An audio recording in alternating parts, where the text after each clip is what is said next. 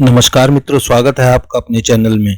आज हम इस एपिसोड में लेकर आए हैं गरुड़ पुराण के अनुसार जब किसी व्यक्ति की मौत हो जाती है तो केवल उसका शरीर मरता है, वहीं शरीर में रहने वाली आत्मा अमर है। देखिए, आत्मा कभी नहीं मरती। साथ में इंसान के कर्मों से भी पता चलता है कि मृत्यु के बाद परलोक में आत्मा को कौन कौन सी सजाएं दी जाती हैं। इसका पहला पार्ट आपने देखा होगा, अब इसका दूसरा पार्ट हम आपको बताने जा रहे हैं और कर्मों के अनुसार ही उसे सजा सुनाई जाती है। मित्रों, दूसरे पार्ट में हम शुरू करते हैं। मित्रों, यदि आपने हमारे चैनल को सब्सक्राइब नहीं किया है तो सब्सक्राइब करें, लाइक करें और शेयर जरूर करें। बेल आइकन के बटन को भी दबाएं ताकि हमारी वीडियो सबसे पहले आप तक पहुंच सके। मित्रों, गरुड़ पुराण में उल्लेख मिलता है कि आत्मा को 3 मार्ग पर चलना होता है।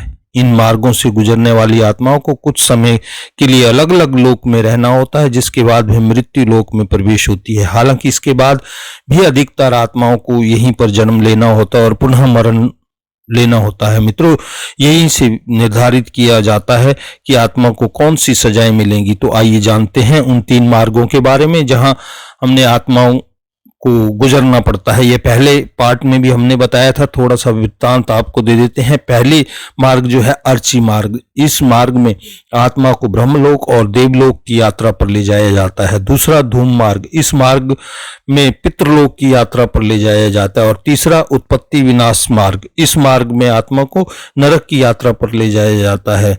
मित्रों, और इसके बाद वैतरणी नदी को पार करना पड़ता है, जिसमें कि यह माना जाता है कि पुण्य आत्मा तो इस नदी को बड़ी आसानी से पार कर लेते हैं, लेकिन पाप आत्मा यानी कि जो आत्मा जिसने अपने जीवन में केवल पाप ही पाप किए हों, इस नदी में बुरी तरह प्रताड़ित होती हैं।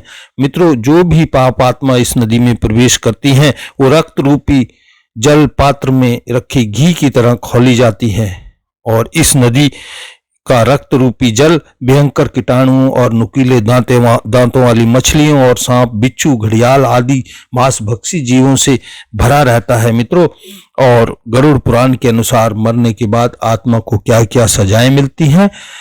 गरुड़ पुराण के उल्लेख मिलता है कि यमराज के दूत आत्मा को यमलोक तक ले जाते हैं और उसे नरक में मिलने वाली सजा और दुखों को इससे रूबरू कराते हैं। तो चलिए, पहले में जो हमने बताया था उससे अगले पार्ट में हम शुरू करते हैं। मित्रों, तो अब हमने शुरू करते हैं जो सजा है कुंभ पाकी। तो यह सजा उन पापियों को मिलती है जो अपने स्वार्थ के लिए जीवों को मारते हैं। ऐसे दुष्टों को बड़े बर्तन में गर्म तेल डालकर तला जाता है और उन्हें भयंकर दुख होता है, रोते हैं, बिलखते हैं, लेकिन उनको बचाने वाला कोई नहीं होता है। अगला है कालसूत्रम। यह सजा उनके लिए होती है जो बड़े बुजुर्गों का सम्मान नहीं करते, उनका निरादर करते हैं, माता पिता का ध्यान नहीं रखते और उन्हें दुख देते हैं, उन्हें छोड़ देते हैं, वृद्धालय आश्रम वालों का वह सहारा लेते हैं। तो उन पापियों को नरक में आग में डुबाया जाता है। ऐसा तब तक किया जाता है जब तक उनकी खाल न निकल जाए। मित्रों, उसके बाद है आशित पात्र सजा। यह उन लोगों के लिए है जो काम को सही से नहीं करते और उनकी लापरवाही से किसी और को भुगतना पड़ता है, यानी कि जो दूसरों को भी तंग करते हैं।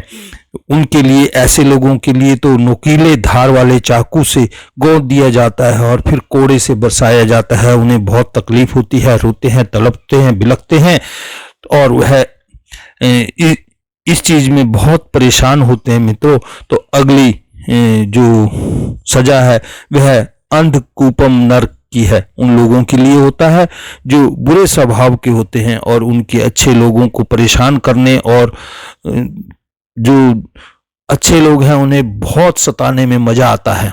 इसमें पापियों को ऐसे कुएं में डाल दिया जाता है जिसमें कई खतरनाक जानवर होते हैं और उन्हें नोच नोच कर खाते हैं, तड़पते हैं, बिलखते हैं। मित्रों, तो यह भी बहुत दुखदायी सजा होती है। अब अगली सजा है कृमि योजनम। तो यह सजा उन लोगों के लिए होती है जो दूसरों के स्वार्थ के लिए इस्तेमाल करते हैं। ऐसे लोगों को नरक में कीड़े और सर्पों के भोजन के लिए छोड़ा जाता है। बहुत तड़पते हैं और बहुत इसमें तकलीफ होती है उन्हें। तो अगली सजा की बात करते हैं तो अगली सजा है सलमाली। यह सजा उन्हें दी जाती है जो अपने पति या पत्नी के अलावा किसी और के साथ संबंध बनाते हैं। तो इस नरक में उनके अंगों में जलता हुआ गर्म लोहा डाल दिया जाता है और यमदूत बुरी तरह से पीटते हैं, घसीटते हुए ले जाते हैं। वह बिलखते हैं, तड़पते हैं, रोते हैं, लेकिन उन्हें उस समय बचाने वाला कोई नहीं होता। मित्रों, इस वीडियो के माध्यम से हमने आपको जो बताया है गरुड़ पुराण में है, अतः इस वीडियो से सीख लें और अपने जीवन में उसके अनुसार ही करें ताकि आपको स्वर्ग की प्राप्ति हो, इन यातनाओं से आपको ना गुजरना पड़े। मित्रों, आज के लिए इतना ही, फिर मिलेंगे अगली वीडियो में। मित्रों, अभी तक आपने इस चैनल को सब्सक्राइब नहीं किया है तो सब्सक्राइब करें, लाइक करें, शेयर जरूर करें। जहां रहें खुश रहें, खुशहाल रहें। गुड बाय मित्रों।